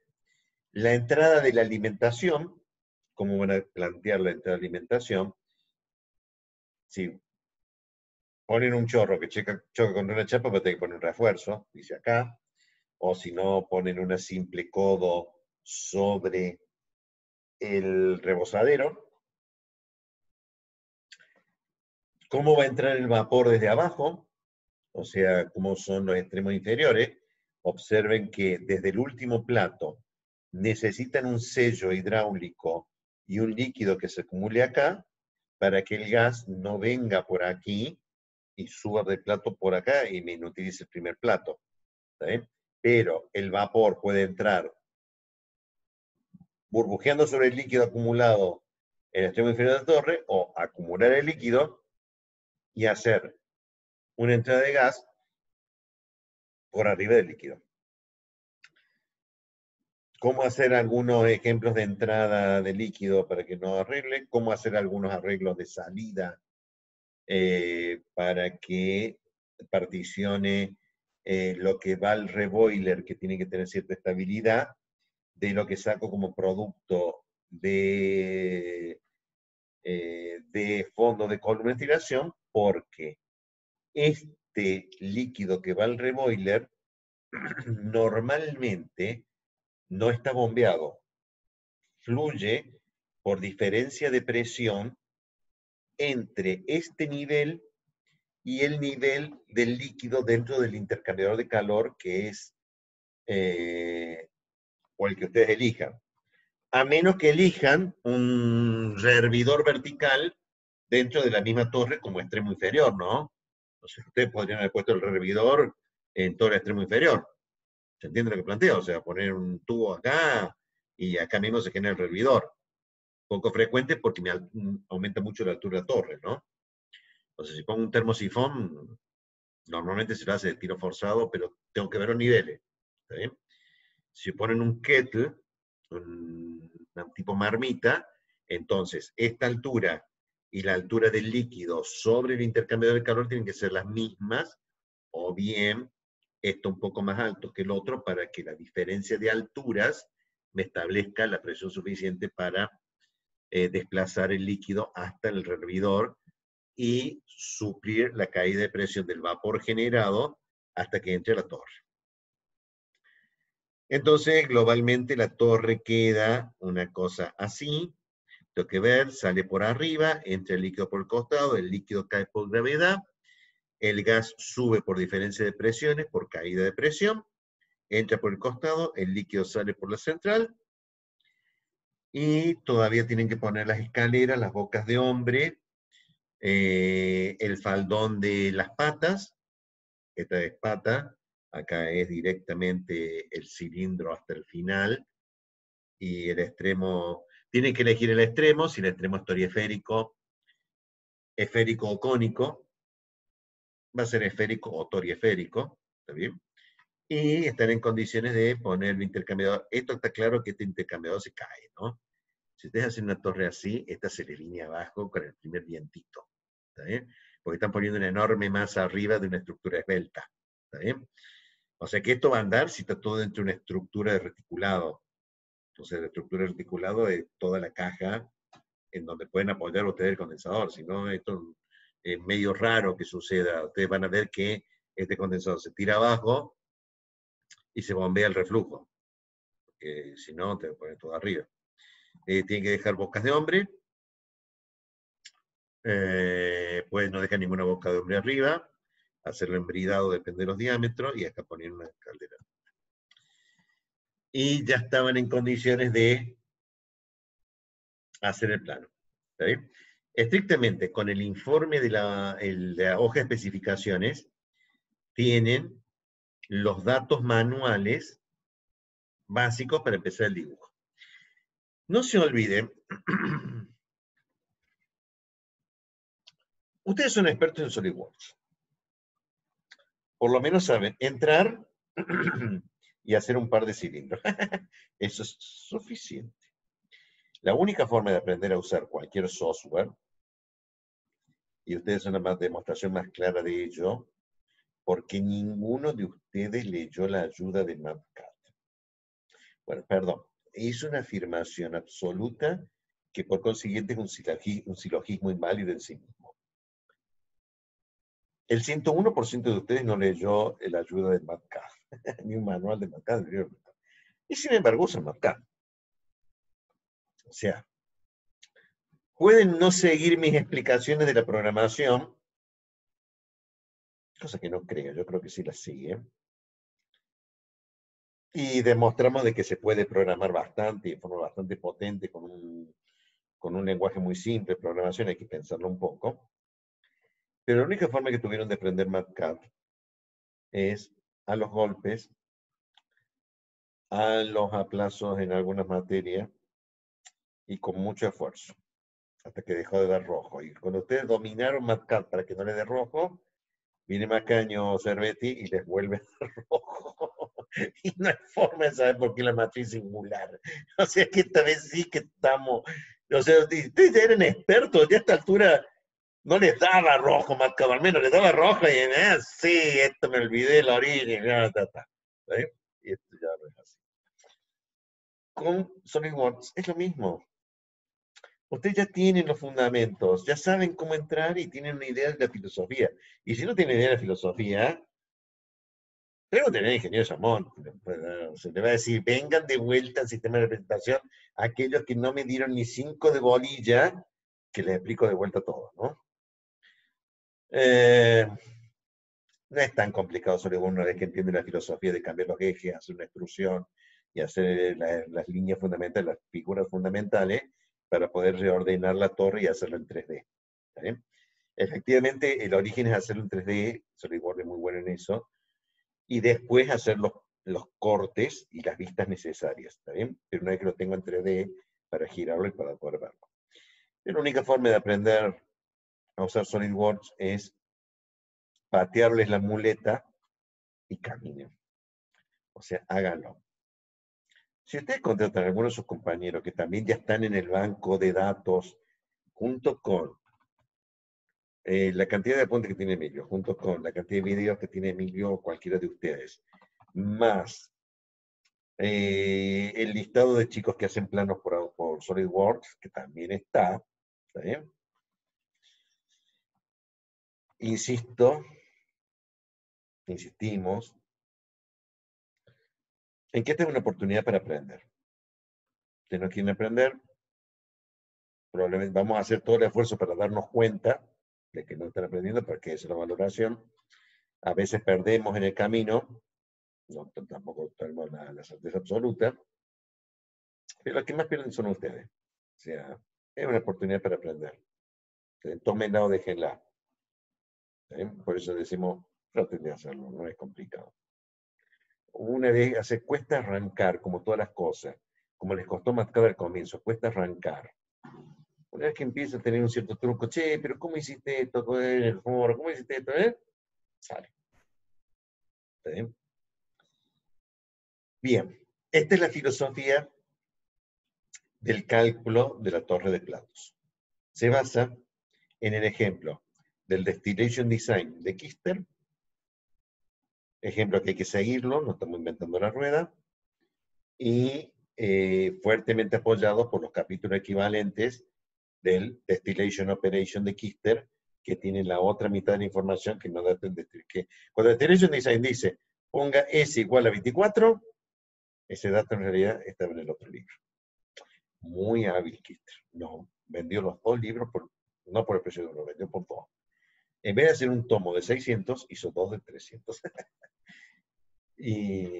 Pero son lo más completo que hay, seguimos sin encontrar, o sea, todo lo demás siguen siendo reducciones de todo.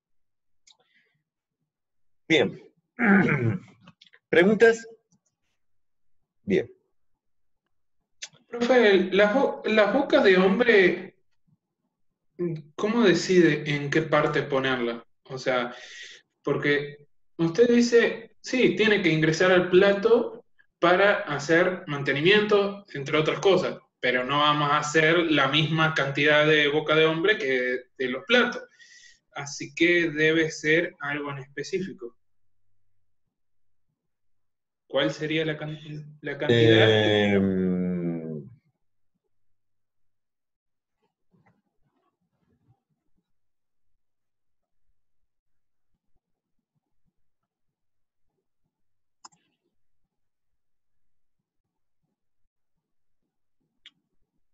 A ver.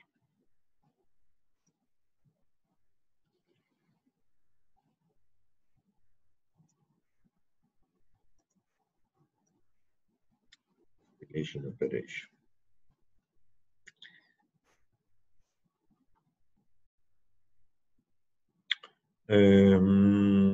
Reference intermedio, reference intermedio de alimentación, weight, spray, vapor distribution, bottom section, column arreglo, collector box, gravity lines, try and down comer, diámetro de agujero de platos perforados, zona de calma, outlet wear, baffles.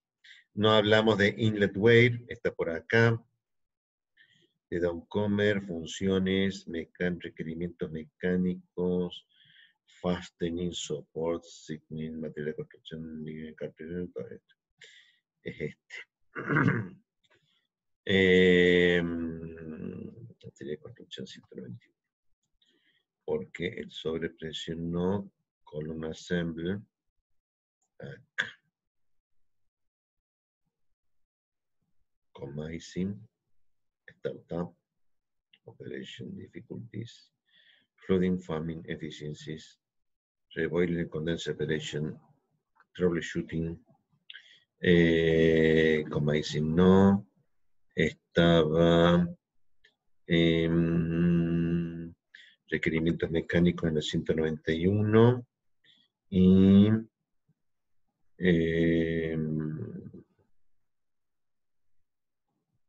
ensamblado.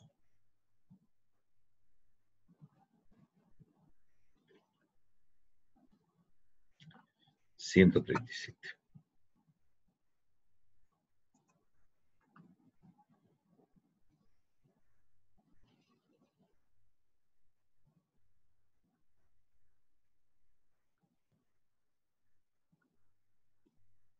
Manhole for column access. Entrar dentro de la columna del cilindro, la columna de tiración, se hace vía boca de mano, manholes. Boca de hombre, manholes, boca de hombre. Ellos son usualmente ajustados en la columna para que sirva cada 10 a 20 platos, ¿está bien? Referencia 48, 177, 354. Cuando el servicio es limpio y no corrosivo, hasta 30 platos o más pueden ser servidos por una sola boca de hombre.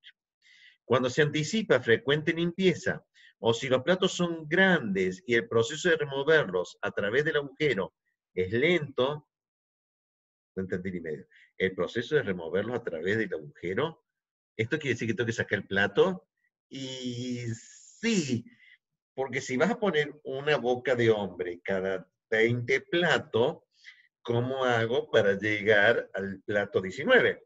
Tengo que desmontar el primero, sacarlo, desmontar el segundo, sacarlo, desmontar el tercero, sacarlo. Eso quiere decir servicio. Por eso es que si el proceso de removerlo a través del agujero es lento, entonces no me lo hagan cada 20 platos, sino háganmelo cada 10 platos. Si el diámetro de la columna es demasiado pequeño para admitir personas, entonces se podría hacer un plato encapsulado, digamos un cartucho de plato, el cartridge tray, debería ser usado, ver la sección 7.13. O sea, te remite el mismo libro que... Si la columna es empacada, las bocas de hombre deberían ser posicionadas para que los distribuidores... En torres de pequeño diámetro, o bien boca de mano, o una construcción embridada, flanker construction. Flanker es brida. O sea, ¿cómo sabes, ingeniero? Pues porque hay que aprenderlo. El flanker construction es normalmente usado para acceder en vez de bocas de hombre. O sea, vuelvo a leer todo. Si tiene menos de 3 pies, entonces lo que yo hago es el caño embridado y saco la tapa, ¿también? O pongo una boquita de brida para poner la mano. Y ya está. Manhole, handhole, una boca de mano. Los handhole tienen normalmente diámetro de 8 a 14 pulgadas. Entonces, no me pregunten, ¿cuál es el diámetro de las bocas de mano? ¿Está bien? 8, 9, 10, 11, 12, 14 o 15. ¿Qué sé yo? O sea, van de 8 a 14. Pongan un número. No me pregunten cuál, porque van a tener que tomar una decisión y si ponen 15, no lo puedo rechazar. No está mal. ¿Está bien? Pero si ponen 10, porque sí, en la mayoría que están entre 8 y 14, le van a poner 10, 12. Pero poco probable que sea 9, porque 9 es un número impar, divisible por 3. O sea, pero, ¿qué tiene que ver que sea impar? Nosotros somos artistas. Hacemos algo porque es bonito, no porque deba ser. Y es más bonito poner 10 que 9. Como ingeniero, sí, es más bonito poner 10 que 9. ¿Qué quieren que haga? Es bonito. Lo que pasa es que esto está en pulgadas. Y cuando yo lo convierto a metro, por favor no me pongan 10 como 25,4. ¿Está bien? Porque con 25,4 me voy a reír del coma 4. Porque va a ser 25 centímetros, que no es exactamente 10 pulgadas. O sea, y así sucesivamente está toda la ayuda de crear todo eso para responder a tu pregunta, Diego, de cómo se ponen los vocablos. O sea, he rascado la superficie, tienen que leer los dos libros. ¿Cómo? Sí, los dos. Pero están en inglés. Sí. Los dos. Por suerte de este, por lo menos la mitad, porque cuando entra coma y siempre coma y sin. O sea, entran a puesta a punto, limpieza y preparación previa. Es muy difícil traducir la palabra coma y sin, ¿está bien?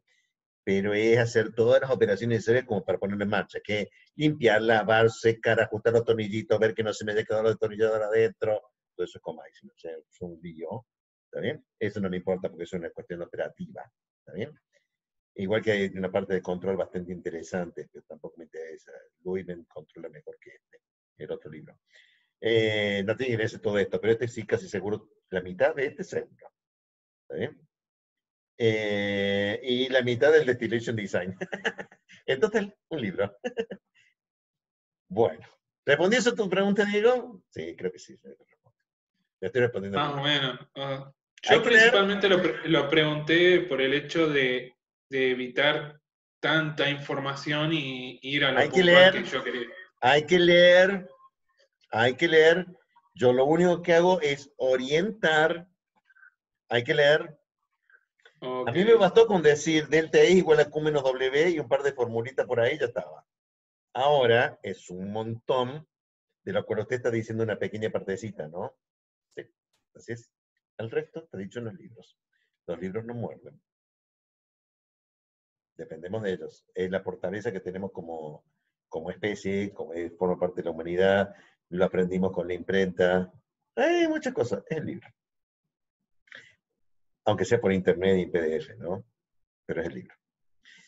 Bien, esta es la filosofía de cálculo necesaria para llegar hasta el plano.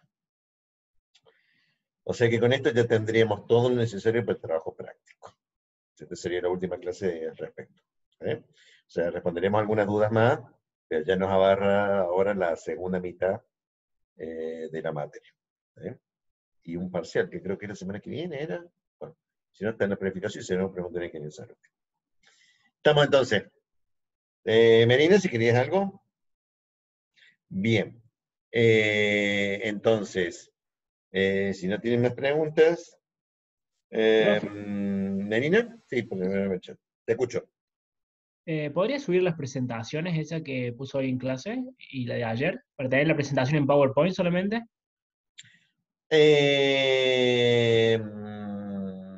A ver, la presentación de ayer de Ingeniería Servicio está subida. Claro, pero no el video, sino la presentación, el PowerPoint, digamos, solamente. ¿No, no aparece con el Zoom? Sí, O sea, profe, está Sí, subido. cuando está tengo entendido subido, con pero la está filmación subido en aparece. PDF. También aparece. Bueno, no me o fijé. sea, en la filmación, o sea, en el video aparece. Este en particular es complejo por la forma en que estructuré el PDF, por la forma en que estructuré el PowerPoint, porque tiene alrededor de 100 filminas todas al vicio, ¿no? O sea, porque ustedes vieron que yo iba pasando de a una para ponerla. Cuando yo imprimo el PDF, me imprime 100 páginas. Es muy difícil de verlo, mi PowerPoint por PDF. Porque cada una de las imágenes está reproducida unas 5 o 6 veces en copia, ¿no? Son 100 páginas, son 100 filminas más o menos eso. Es muy difícil de ver en PDF lo mío.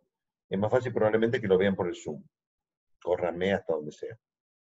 Sí, bueno, entonces lo vemos en el video. Gracias, profe. Sí, es más fácil. Bien, Marina, ¿tenías alguna pregunta? Sí, yo creo es particular, profe. ¿La Bien. puedo revisar igual? Bueno, entonces, terminé, ¿está bien? O sea, voy a hacerlo de grabar y nos vemos en la próxima clase. Y Melody me quedo en línea.